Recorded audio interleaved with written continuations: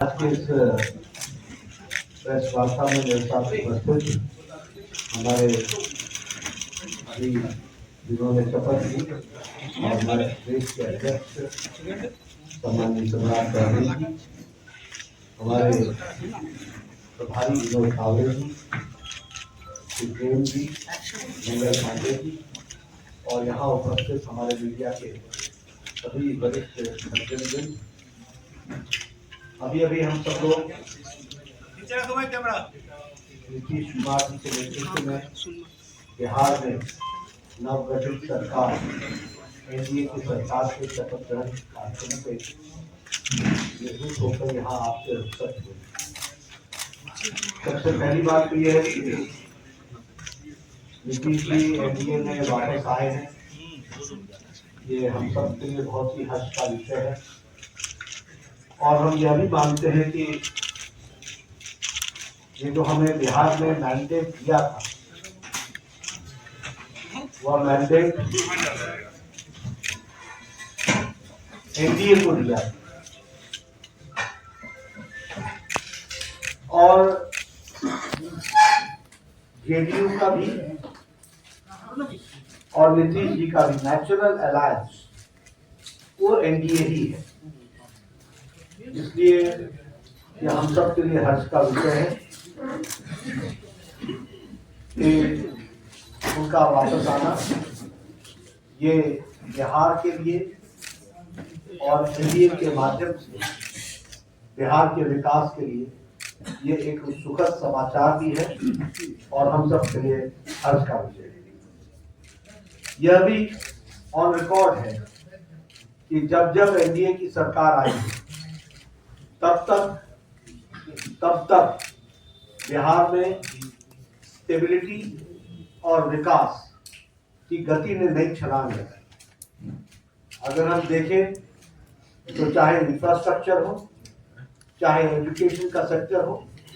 चाहे हेल्थ का सेक्टर हो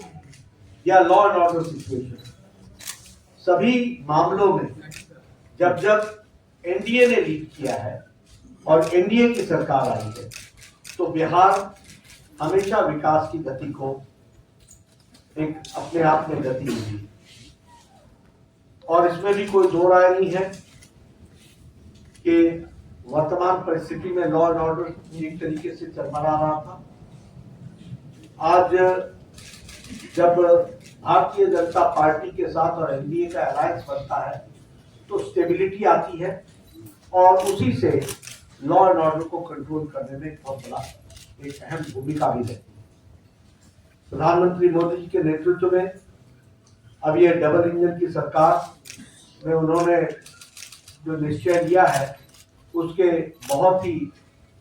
अच्छे प्रमाण और अच्छे प्रभाव बिहार की दृष्टि से होगा, ऐसा हमारा विश्वास है। साथ ही साथ प्रधानमंत्री मोदी जी के नेतृत्व में आने वाले समय में बिहार लोकसभा में स्वीप करेगा और एनडीए स्वीप करेगा और विधानसभा के चुनाव में भी एनडीए की सरकार बनना निश्चित रहेगा, ये हम महसूस करते हैं। जहां तक इंडिया अलायंस का सवाल है, हम पहले भी मानते थे कि यह अनहोली अलायंस, ये अनसाइंटिफिक अलायंस, ये अलायंस चलने वाला नहीं है और ये जो पहले भारत जोड़ो यात्रा थी जो अपने आप में एक तरीके से बेनतीजे समाप्त हुई और ये जो अभी इनकी अन्याय यात्रा और भारत जोड़ो यात्रा है और ये जो इंडिया अलायंस है, ये कंसेप्चुअली फेल कर चुका। बंगाल में इसको ममता जी ने अच्छा पलीता लगाया, पंजाब में जो हो रहा है वो हम सब देख रहे हैं और बिहार में जो हुआ है वो स्पष्ट रूप से बताता है कि इंडिया अलायंस, जो ये अलायंस था, वो कॉन्सेप्ट वाइज भी और धरती पर उतरने से पहले ही यह बिफर गया है और बिखर गया है। और यहाँ यह भी मैं कहना चाहता हूं कि ये इंडी अलायंस कोई और अलायंस नहीं था, ये अलायंस परिवार बचाओ अलायंस, ये अलायंस प्रॉपर्टी बचाओ अलायंस, ये अलायंस जिन लोगों ने भ्रष्टाचार किया है उनका जमावड़ा है, और ये अलायंस तुष्टीकरण को बढ़ावा देने वाला अलायंस है। और आज भारत की जनता प्रधानमंत्री मोदी जी के नेतृत्व में ज्ञान की ओर आगे बढ़ी, गरीब कल्याण, युवाओं का उत्थान, अन्नदाता के साथ आगे बढ़ने का निश्चय और नारी शक्ति को सशक्त करना, इसके तरफ मोदी जी के नेतृत्व में देश आगे बढ़ रहा है। इसलिए इंडी अलायंस का जो हुआ है वो आप सबके सामने है। मुझे पूरा विश्वास है कि बिहार में ये जो सरकार एनडीए की बनी है नीतीश जी के नेतृत्व में, इसमें स्टेबिलिटी आएगी, इसके कारण विकास को नई गति मिलेगी। डबल इंजन की सरकार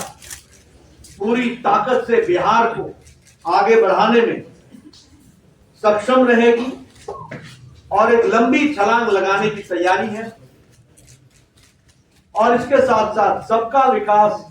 सबका विश्वास, सबका प्रयास और सबका साथ, इसको लेकर के चलने वाला ये जो मंत्र है, इसको हम आगे बढ़ाने वाले हैं। इसलिए उज्जवल विकास के लिए और उज्जवल बिहार के लिए ये जो नई सरकार एनडीए की बनी है, मुझे पूरा विश्वास है कि ये एक उज्जवल बिहार को बढ़ाने में सक्षम रहेगी, ऐसा मेरा मानना है। धन्यवाद।